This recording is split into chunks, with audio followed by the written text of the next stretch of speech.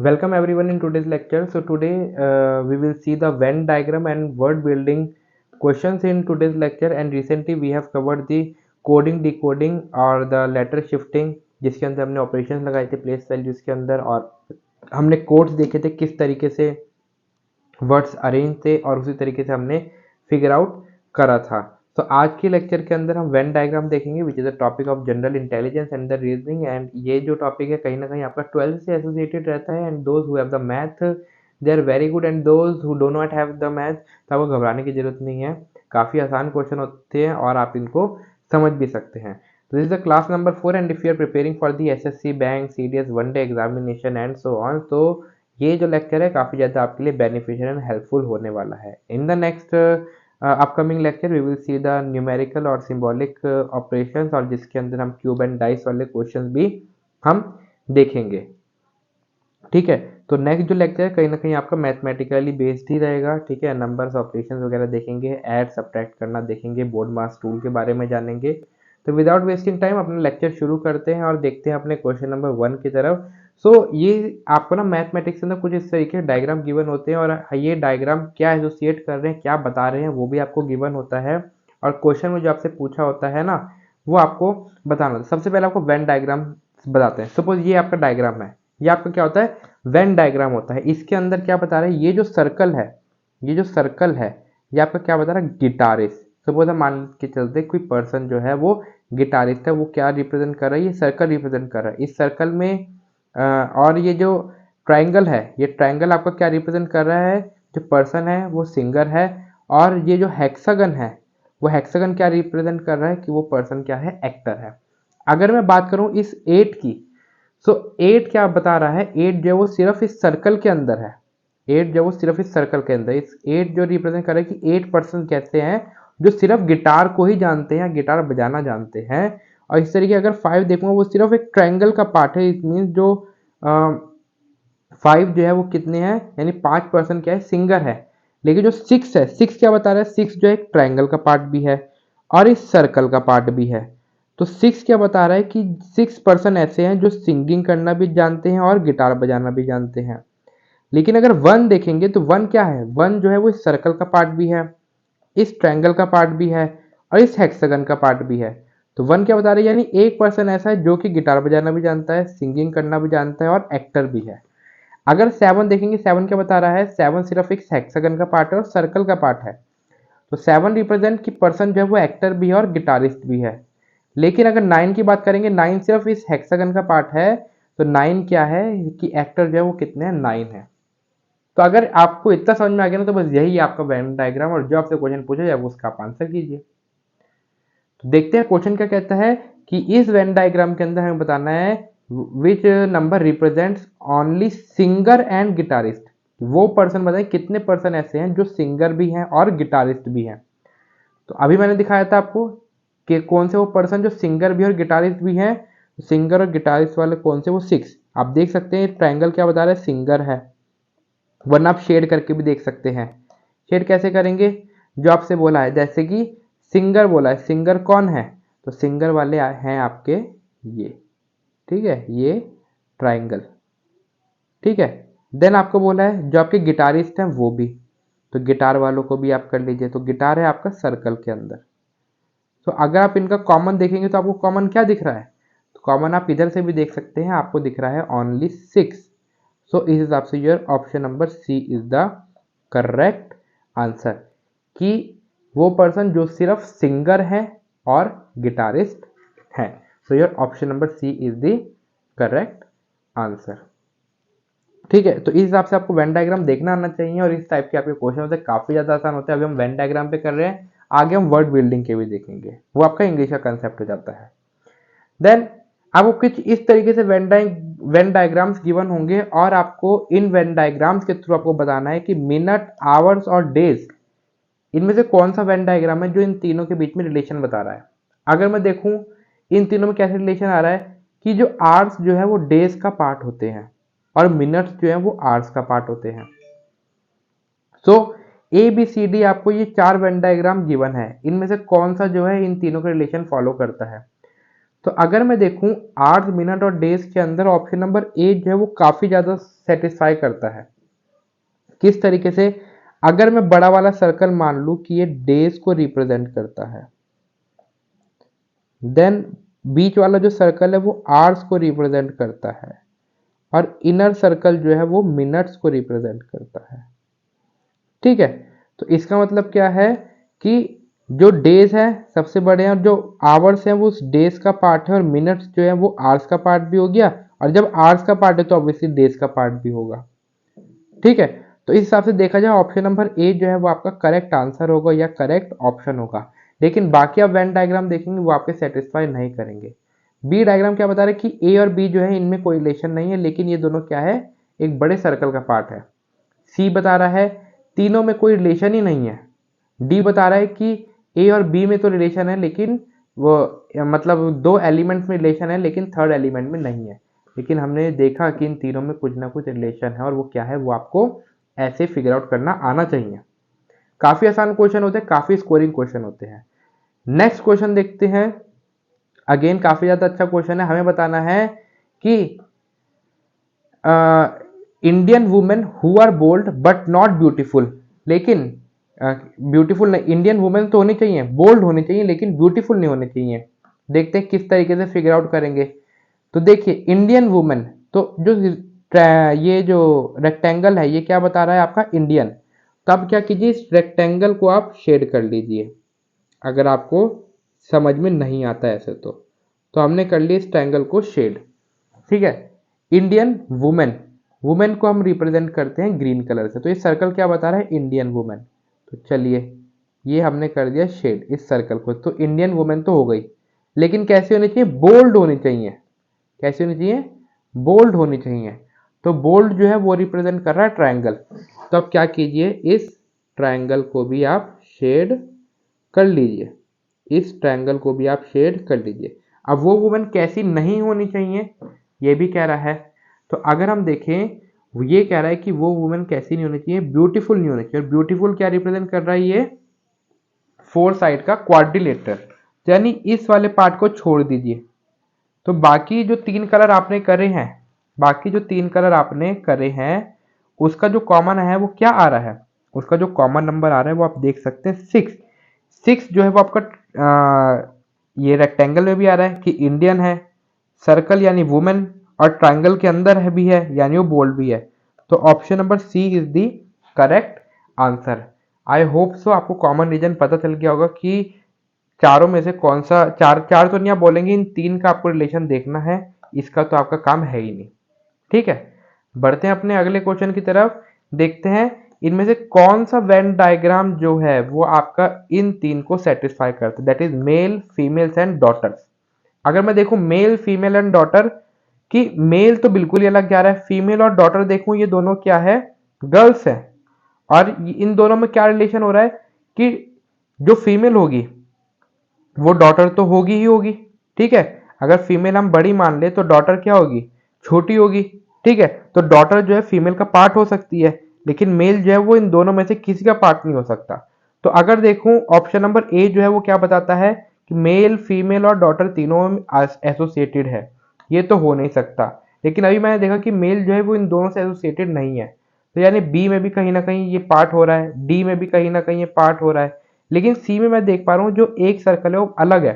Suppose मैं इसी को मेल मान लूँ, इसी को मैं मेल मान लूँ, और इस अंदर वाले सर्कल को मैं डॉटर मान लूँ, और अगर वो डॉटर होगी, डॉटर मीन्स बेटी, अगर बेटी होगी तो वो फीमेल भी होगी। तो इस हिसाब से देखिए तो your option number C is the correct answer. Option number C is the correct answer. आप देख सकते हैं ए बी डी में से कोई सा भी रिलेशन फॉलो नहीं करता है। देन बात करते हैं अपने next question, that is Indian, Japanese and Asian के अंदर आपको रिलेशनशिप बताना है कि क्या हो सकता है। ऑप्शन ए जो है वो कहता है इंडियंस भी अलग, जापानीज भी अलग, एशियंस भी अलग। ठीक है, और ऑप्शन बी कहता है ये तीनों एकदम ही अलग है। इसमें तो आप कह सकते हैं कि कहीं ना कहीं ये टच हो रहे हैं यानी थोड़ा बहुत है। ऑप्शन नंबर सी कहता है कि दो जो है आपस में एसोसिएटेड है, और वो दोनों क्या है, तीसरे वाले का सब पार्ट है। और ऑप्शन डी कहता है कि जो फर्स्ट वन है वो दूसरे का सब पार्ट है, और जो सेकंड वन है वो तीसरे का सब पार्ट है, यानी ये तीनों आपस में रिलेटेड है। तो अगर मैं देखूं इसमें क्या रिलेशनशिप फॉलो करते हैं, इंडियंस और जापानीज तो दोनों अलग अलग ही हैं, ठीक है, लेकिन एशियन कैसे रिप्रेजेंट करता है दोनों को, जो इंडियन और जापानीज होगा वो एशियन तो होगा ही होगा क्योंकि वो एशिया में रहेगा। इंडिया और जापान कहाँ है, आपका एशियन कंट्रीज में ही आता है। तो इस हिसाब से देखा जाए इंडिया और जापान आपके अलग अलग है, लेकिन ये दोनों किसका पार्ट है, एशिया का पार्ट है, वो एशियन तो होंगे ही होंगे। तो इस हिसाब से your option number C is the correct, option number C is the correct. इनमें कुछ ना कुछ रिलेशन, इनमें कुछ भी रिलेशन नहीं है, ठीक है, ये डिसजॉइंट होंगे, ये तो बिल्कुल ही अलग हो जा रहा है, और ये तो बिल्कुल भी एसोसिएट नहीं करता। क्या इंडियन जापानीज हो सकते हैं, क्या जापानीज इंडियंस हो सकते हैं, बिल्कुल नहीं हो सकते, ठीक है। तो इस तरीके से आपको देखना आना चाहिए कि क्या आपका पैटर्न फॉलो हो रहा है, क्या आपका रिलेशनशिप लग रहा है। बढ़ते अपने अगले क्वेश्चन की तरफ। अगेन काफी ज्यादा इजी क्वेश्चन है, जिसमें कह रहा है कि वायलिनिस्ट, इंस्ट्रूमेंटलिस्ट और म्यूजिशियन के बीच में आपको रिलेशनशिप बताना है, ठीक है। तो इसके अंदर अगर हम देखें, जो बंदा वायलिनिस्ट होगा वो इंस्ट्रूमेंटलिस्ट तो होगा ही होगा, जो वायलिन बजाना जानता होगा वो इंस्ट्रूमेंटलिस्ट होगा। Instrumentalist mean those who know about how to play the instruments, ठीक है, म्यूजिकल इंस्ट्रूमेंट। और जो इंस्ट्रूमेंटलिस्ट होगा वो म्यूजिशियन तो होगा, क्योंकि म्यूजिशियन को ही तो बजाना आते हैं इंस्ट्रूमेंट्स, और इंस्ट्रूमेंट्स का ही सब पार्ट क्या है, वायलिनिस्ट है। तो ये तीनों किस तरीके से, अगर छोटा वाला क्या है आपका वायलिन हो गया, ये वाला आपका इंस्ट्रूमेंटलिस्ट हो गया, और ये आपका म्यूजिशियन हो गया, तो ये आपस में रिलेटेड हो गए, ठीक है। डिसजॉइंट तो इनमें से कोई सा भी नहीं है, यानी इनमें से तीनों में से कोई सा भी नहीं है जो अलग अलग है, ठीक है। तो बी तो हो ही नहीं सकता, सी भी नहीं हो सकता और डी भी नहीं हो सकता। तो your option number A is the correct answer. In question में तो मोस्टली बच्चे क्या है, सभी अटेम्प्ट कर लेते हैं और फुल स्कोर ले आते हैं। देन देखते हैं टॉलर, ब्लैक हेयर पीपल और इंडियंस, इन तीनों में क्या रिलेशन है वो आपको फिगर आउट करना है। सो इन तीन में हम क्या रिलेशनशिप देख सकते हैं, टॉलर हो सकता है कुछ इंडियंस टॉलर हो, कुछ इंडियंस ब्लैक हेयर पीपल हो, और हो सकता है कुछ इंडियंस ऐसे हो जो टॉलर भी हो और ब्लैक हेयर पीपल भी हो। तो इस टाइप का अगर आप फिगर आउट करेंगे, अगर आप ए ऑप्शन देखेंगे, ए में क्या कहता है, कुछ इंडियंस, कुछ टॉलर हो सकते हैं और कुछ ब्लैक हेयर हो सकते हैं, लेकिन वो इंडियंस नहीं हो सकते, ये तो कोई रिलेशन नहीं हुआ। हो सकता है तीनों अलग अलग हो, ऐसा तो हो नहीं सकता, तीनों अलग अलग कैसे हो सकते हैं, कुछ ना कुछ रिलेशन तो है ही भाई, ठीक है, देख के हम पता लगा सकते हैं। डी अगर देखेंगे तो कुछ टॉलर हो सकते हैं, कुछ ब्लैक हेयर पीपल हो सकते हैं और कुछ इंडियंस हो सकते हैं। और ये इंटरसेक्शन क्या बता रहा है, इंटरसेक्शन वाला पार्ट बता रहा है कि ब्लैक हेयर वाले कैसे होंगे, टॉलर होंगे, और ये कुछ इंडियंस ब्लैक हेयर वाले होंगे। लेकिन हम क्या कह रहे हैं, कुछ इंडियंस टॉल भी तो हो सकते हैं। तो इस हिसाब से देखेंगे आपका ऑप्शन नंबर बी जो है वो करेक्ट सही जाएगा, क्योंकि अगर एक सर्कल आपका टॉलर पीपल बता रहा है, एक आपका ब्लैक हेयर बता रहा है और एक आपका इंडियंस बता रहा है, बीच वाला क्या बता रहा होगा, बीच वाला बता रहा होगा कि वो पर्सन जो टॉल भी है, जो ब्लैक हेयर पीपल भी है और वो इंडियंस भी है, ठीक है। ये तीनों का सब पार्ट हो गया, ठीक है। और ये पार्ट क्या बता रहा है, हो सकता है कुछ टॉलर है, ठीक है, और ये जो बीच का ये वाला बता रहा है, ये बता रहा है कुछ टॉलर भी है और कुछ ब्लैक हेयर पीपल भी है। ये पार्ट बता रहा है सिर्फ ब्लैक हेयर पीपल वाला, ये पार्ट बता रहा है जो कुछ ब्लैक हेयर पीपल भी हैं और वो इंडियंस भी हैं, ठीक है। तो आप इस तरीके से एसोसिएट कर सकते हैं। देन बढ़ते हैं अपने अगले क्वेश्चन की तरफ। काफी इंटरेस्टिंग क्वेश्चन है, काफी आसान क्वेश्चन है। एक क्लास है 75 स्टूडेंट्स की, जिसमें से 40 स्टूडेंट जो है वो पार्टिसिपेट करते हैं क्रिकेट में, 28 स्टूडेंट्स है वो हॉकी में पार्टिसिपेट करते हैं, और 12 स्टूडेंट जो है वो दोनों में पार्टिसिपेट करते हैं, और 19 स्टूडेंट किसी में भी पार्टिसिपेट नहीं करते। तो हमें बताना है हॉकी खेलने वाले कितने होंगे, ओनली लिखा है, ओनली हॉकी खेलने वाले कितने होंगे। अगेन क्वेश्चन पढ़ते हैं। 75 स्टूडेंट्स हैं, जिसमें से 40 जो है वो क्रिकेट खेलते हैं, 28 जो है वो हॉकी खेलते हैं, 12 जो है वो दोनों में पार्टिसिपेट करते हैं क्रिकेट और हॉकी में, और 19 जो है वो कुछ भी नहीं खेलते, किसी में भी पार्टिसिपेट नहीं करते। तो we have to figure out कितने जो हैं जो सिर्फ हॉकी खेलते हैं, कितने स्टूडेंट जो हैं जो सिर्फ ओनली हॉकी खेलते हैं। अगर मैं इसको वेन डायग्राम से बताना चाहूँ, तो सपोज ये दो वेन डायग्राम्स हैं, ये पहला वाला अगर क्रिकेट एसोसिएट कर रहा है तो दूसरा वाला हॉकी कर रहा है। हमने कहा कि 40 जो है वो हॉकी, वो क्रिकेट खेल रहे हैं, और 28 जो है वो हॉकी खेल रहे हैं, और जो दोनों खेल रहे हैं वो कितने हैं, 12। अब ये जो 40 रिप्रेजेंट कर रहा है इस पूरे सर्कल को कर रहा है, ये हॉकी इस पूरे को कर रहा है, और 12 जो है वो दोनों का कॉमन है। हमें अगर बताना है कि हॉकी, सिर्फ हॉकी, ओनली हॉकी वाले कौन से, तो इट मीन्स ये पार्ट बताना है। और ये पार्ट कैसे बताएंगे, अगर हम 28 में से इस 12 को माइनस कर दे, इस 12 को माइनस कर दे, तो क्या करेंगे 28 minus 12, 28 minus 12 you will get 16. So your option number C is the correct answer. Again आपको समझाता हूं, आपको इस तरीके का क्वेश्चन गिवन है, आपको बोल रहा है 40 जो स्टूडेंट्स हैं वो क्रिकेट खेलते हैं, 28 स्टूडेंट जो वो हॉकी खेलते हैं, और 12 स्टूडेंट ऐसे हैं जो दोनों खेलते हैं, यानी ये कॉमन रीजन क्या बता रहा है, ये क्रिकेट भी खेलते हैं, ये हॉकी भी खेलते हैं. हमें बताना जो सिर्फ हॉकी खेलते हैं, सिर्फ हॉकी खेलते कैसे पता लगाएंगे, ये जो पूरा सर्कल 28 को रिप्रेजेंट कर रहा है, इसमें से इस 12 को माइनस कर देंगे, क्योंकि ये 12% ऐसे हैं जो दोनों खेलते हैं. हमें बताना सिर्फ हॉकी, तो 28 में से 12 को माइनस कर देंगे, तो आपको क्या मिलेगा 16. तो 16 इज द करेक्ट आंसर. कुछ बच्चे लगाने लग गए होंगे फॉर्मूला ए इंटरसेक्शन बी का, जो मैथमेटिक्स के होंगे, लेकिन हर जगह आपको वो फॉर्मूला यूज करना ही नहीं है. तो ये तो हर कोई कर सकता है, ऐसा नहीं सिर्फ मैथमेटिक्स वाले कर सकते हैं. देन बढ़ते हैं अपने अगले क्वेश्चन की तरफ. देखते हैं एक फिगर जो है आपको गिवन है, जिसके अंदर जो पेंटागन है वो आपको क्या बताता है, नेपाली वर्ड्स. पेंटागन जो है इट मीन्स ये आपका पेंटागन है, तो आपका ये नेपाली वर्ड्स एसोसिएट करता है. देन सर्कल जो है वो आपका हिंदी वर्ड्स एसोसिएट करता है, ये जो सर्कल है ये हिंदी वर्ड्स एसोसिएट करता है. रेक्टेंगल जो है वो इंग्लिश वर्ड एसोसिएट करता है, इट मीन्स ये जो रेक्टेंगल है ये इंग्लिश वर्ड एसोसिएट कर रहा है. और स्क्वायर जो है वो पर्शियन वर्ड एसोसिएट कर रहा है, तो ये जो स्क्वायर है ये आपका पर्शियन वर्ड एसोसिएट कर रहा है. तो हमें बताना है कि which number represent the words of English and Persian, जो इंग्लिश भी हो पर्शियन भी हो, that are included in Hindi words, जो कि हिंदी वर्ड्स में हो, यानी हिंदी वर्ड्स भी होने चाहिए, पर्शियन वर्ड्स भी होने चाहिए, और इंग्लिश वर्ड्स भी होने चाहिए. सो अगर हम शेडेड देखेंगे, शेड अगर आप करना चाहे किस तरीके से करेंगे, तो सपोज इंग्लिश वर्ड वाले को हम क्या करते हैं, इस तरीके से हम शेड कर देते हैं. ये क्या हो गया, ये आपका इंग्लिश वर्ड वाला हो गया. ठीक है.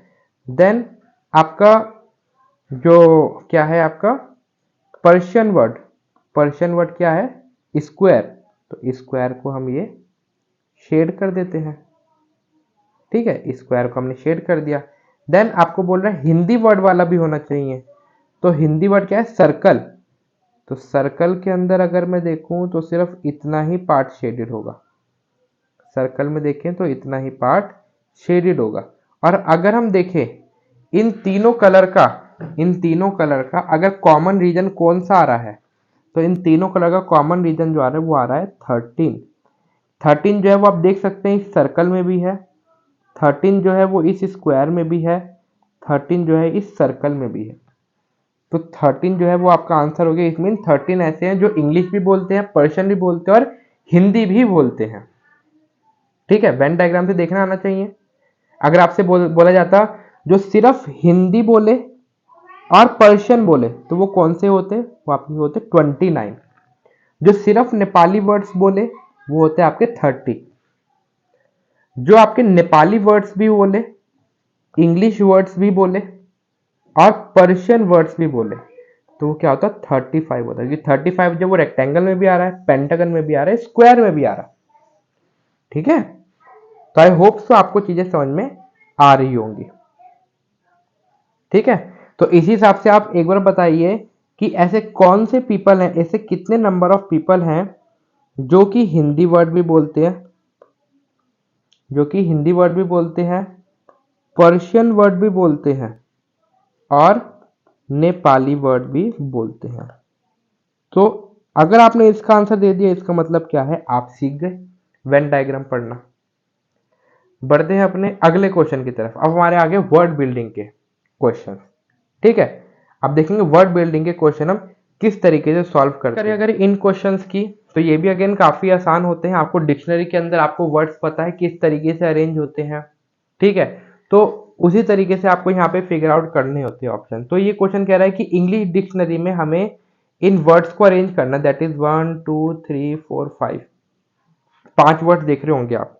इनको हमें इंग्लिश डिक्शनरी में अगर ऐसा मतलब पुट करना है तो किस तरीके से करेंगे. डिक्शनरी में पता है कैसे वर्ड चलते हैं, अल्फाबेटिकल वाइज चलते हैं.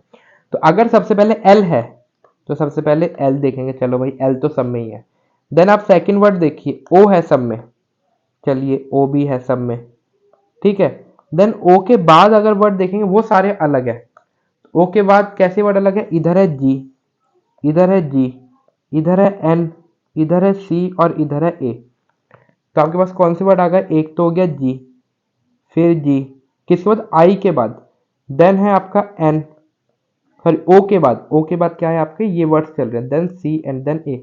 अगर आप देखिए अल्फाबेटिकल वाइज तो आपका सबसे पहले कौन सा वर्ड आएगा, आपका आएगा ए। तो इट मीन्स अगर आप देखिए तो आपका जो 5 जो है सबसे पहले आएगा।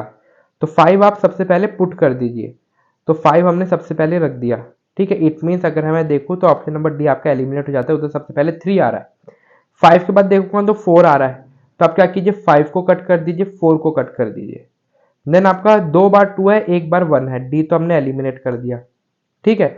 अब देखते हैं 2 और 1 में से कौन आएगा पहले। तो 2 में है आपका एल ओ जी आई, एल ओ जी आई, देन है आपका सी एंड देन है एस आई के बाद। तो सी और एस में कौन सा पहले आता है, तो आपका आता है सी पहले, ठीक है। सी आपका फर्स्ट आएगा एंड देन आपका एस आएगा। तो इस हिसाब से अगर आप देखें तो आपका फर्स्ट आना चाहिए, ठीक है। 4 के बाद आपका आना चाहिए 1, 2 आ ही नहीं सकता। तो ए और डी आपके, ए और बी आपके गलत हो जाएंगे।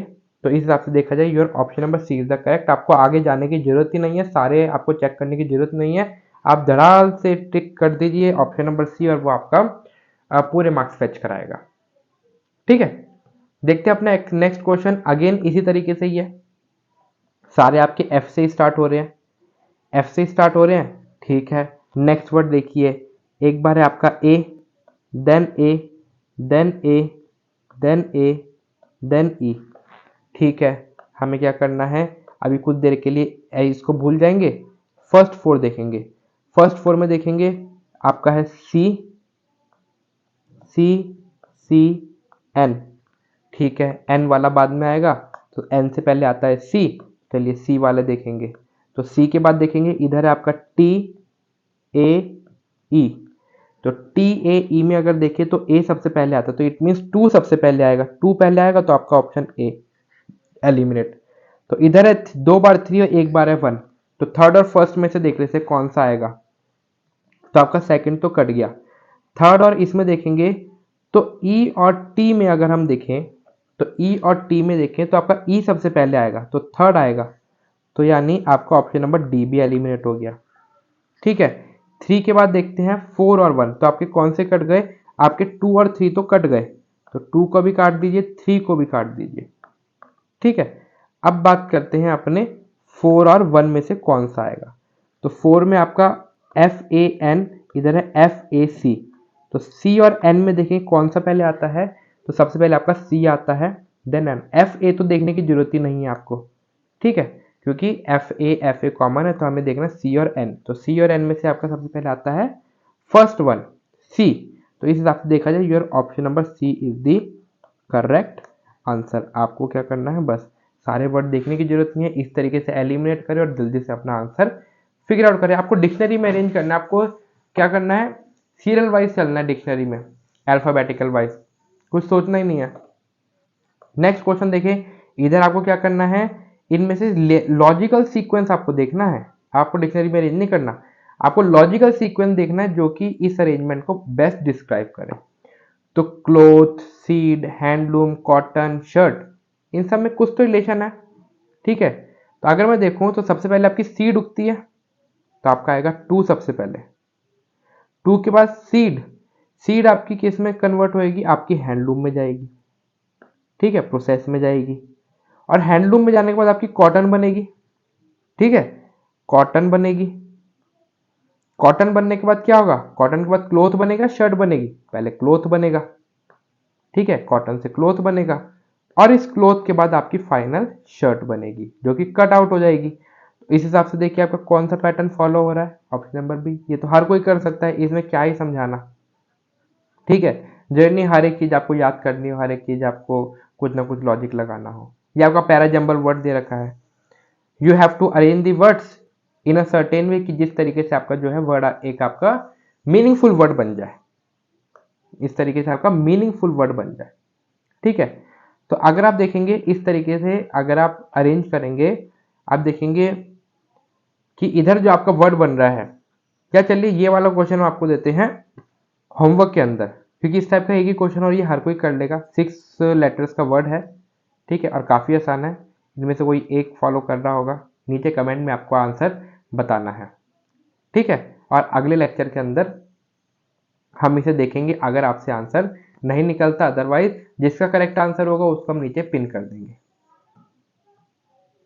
देन देखते हैं, select the correct option that indicate the arrangement of the words in a logical and meaningful order. Again हमें लॉजिकल सीक्वेंस के अंदर हमें इन्हें अरेंज करना है। तो आपका है food processing, plantation, harvesting, super store and packaging. तो अगर मैं देखूं इधर जो मैं मीनिंग बना पाया, तो सबसे पहले होगी आपकी प्लांटेशन, यानी उगाया जाएगा, उसकी प्लांटेशन की जाएगी। देन उसके बाद उसकी हार्वेस्टिंग की जाएगी। ठीक है, जब वो पूरा सही से हो जाएगा उसकी हार्वेस्टिंग की जाएगी। हार्वेस्टिंग करने के बाद क्या होगा, उसको प्रोसेसिंग में डाला जाएगा, फूड प्रोसेसिंग में। ठीक है, फूड प्रोसेसिंग में डालने के बाद उसकी पैकेजिंग की जाएगी, पैकेजिंग की जाएगी। देन उसको सुपर स्टोर में उसे सेल करने के लिए बेच दिया जाएगा। तो इस हिसाब से देखिए your option number C is the correct answer. ठीक है, 2 3 1 5 4। ठीक है, तो इस तरीके से आपको मीनिंगफुल पता होना चाहिए। देन इस टाइप के क्वेश्चन और आसान होते हैं जिनमें आपको दिमाग ही नहीं लगाना। आपको देखना है कि इन चारों में से कौन सा वर्ड है which can not be formed, can not, इस स्पेक्युलेशन वर्ड से आपको देखना है इनमें से कौन सा वर्ड है जो नहीं फॉर्म होता, जो नहीं बनता। अगर आप क्वेश्चन वर्ड देखें तो सी भी है, ए भी है, यू भी है, देन टी भी है, ION, देन ION, यानी क्वेश्चन वर्ड तो बनेगा। इधर देखिए कैन नॉट वर्ड लिखा है जो नहीं बन सकता। तो टॉपिक अगर देखें तो T, O, P, then I, then C, topic word भी बनता है। स्पेशल देखेंगे तो S, P, E, C, I, A and L. तो अगर आप देखें बस इधर तक पहुंच गए, डी के बाद तो और कोई ऑप्शन है नहीं, आप डी वैसे भी टिक कर सकते हैं। अगर फिर भी समझना है तो देखिए S, E, C, U, L, A, then R. आप देखेंगे आर इसमें है ही नहीं पूरे स्पेकुलेशन वर्ड में, तब भी आप देख सकते हो option number D is the correct answer. बढ़ते हैं अपने अगले क्वेश्चन की तरफ। तो देखते हैं, सिमिलरली इधर भी आपको फिगर आउट करना है कि वंडरफुल वर्ड में से इनमें से कौन सा वर्ड है जो इस वंडरफुल वर्ड में से नहीं बनता। कैन नॉट वर्ड पे आप ध्यान दीजिए, सो मिस्टेक मत कीजिए क्वेश्चन पढ़ने के अंदर। देखिए फ्यूल, FUEL, तो F भी आपको मिलेगा, U भी आपको मिलेगा, E भी आपको मिलेगा, L भी आपको मिलेगा। देन फाउंड अगर आप देखेंगे FOUND, देन डॉन आप देखेंगे ए जो है इस पूरे वर्ड में नहीं है और ए यहाँ पे, तो इस हिसाब से देखा जाए तो आपका option number C will be the correct option for this question. तो इस तरीके से आपको देखना आना चाहिए। आप इस तरीके से भी देख सकते हैं, लेकिन अपनी स्पीड तेज कैसे करेंगे, अगर आप ज़्यादा से ज़्यादा प्रैक्टिस करेंगे। देन आपको देखना है इस क्वेश्चन में क्या कह रहा है, आपको अरेंज करना ये word in a dictionary form के अंदर, एंड आपको बताना है जो लास्ट वर्ड होगा उसके लेफ्ट साइड से फोर्थ लेटर कौन सा होगा। जो लास्ट वर्ड होगा आपको सबसे पहले डिक्शनरी के अंदर ये वर्ड्स अरेंज करने हैं। ये वर्ड्स अरेंज करने में जो लास्ट वर्ड आएगा, 5th नंबर पे जो लास्ट वर्ड आएगा उसके, सपोज ये वर्ड आया, इसके जो 4th नंबर पे, लास्ट 4th नंबर पे कौन सा वर्ड आएगा। तो सपोज अगर ये वर्ड आपका 5th नंबर पे आया तो इसका लास्ट 4 पे कौन सा लेटर आ रहा है, टी। ठीक है, तो इस हिसाब से आपको देखना है। तो this question is for your homework, ये आप कर सकते हैं, काफी आसान क्वेश्चन है। ये 5 आपको वर्ड्स गिवन है, इसको अरेंज कीजिए और लास्ट फोर्थ वर्ड बताइए लास्ट वर्ड का।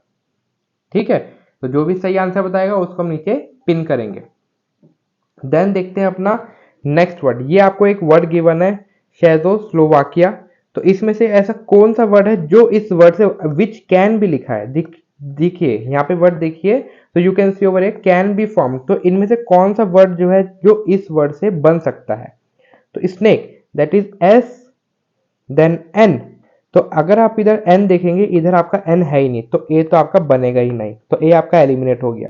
Then L O V E, तो इधर आपको सारे वर्ड मिल गए, तो option number B is the correct. अगर आप सी देखेंगे तो इधर है आपका डब्ल्यू, डब्ल्यू तो आपका है ही नहीं पूरे कहीं पे भी, तो ये भी कट गया। देन सी एच यू, इधर है आपका यू, यू आप देख सकते हैं इस पूरे वर्ड में कहीं नहीं है, तो ऑप्शन डी भी कट जाएगा, तो B is the correct answer. Then this is our last question of our today's lecture. तो इसमें देखेंगे कि इनमें से कौन सा वर्ड है in the following question from the given alternative word select the word which can be form, जो पर्सोनिफाई वर्ड से बन सकता है। तो अगर हम देखें पर्सनल, पर्सनल में एल आ रहा है, तो क्या इस पर्सोनिफाई वर्ड के अंदर एल है? नहीं है, तो ए कट जाएगा। Then synopsis, S Y N O P S I S, S जो है 2 बार है, लेकिन अगर आप पर्सोनिफाई वर्ड में देखेंगे एस जो है वो 1 बार है, तो इधर है 2 बार एस, तो आपका बी भी कट जाएगा। देन सीनियर, एस आप देखिए एस है, ई अगर आप देखेंगे आपको ई भी मिल जाएगा। देन एन देखेंगे एन भी है, आई ओ आर, तो अगर आप देखें तो सी इज योर करेक्ट ऑप्शन। आपका सीनियर वर्ड जो है वो पूरा पूरा इस पर्सोनिफाई वर्ड के अंदर बन सकता है। देन अगर सीनिक देखेंगे तो इसमें है सी, सी आपका है ही नहीं, तो डी ऑप्शन भी आपका एलिमिनेट हो जाएगा। So that's all for this lecture. बढ़ेंगे अपने अगले लेक्चर की तरफ और देखेंगे आने वाले लेक्चर में क्या करेंगे। So stay tuned. अगर लेक्चर पसंद आया हो तो बिना लाइक कमेंट शेयर करे बिना जाइए मत, बिकॉज इससे काफ़ी मोटिवेशन मिलता है आगे वीडियोस बनाने के लिए। तो that's all for this lecture. Thanks for watching this video.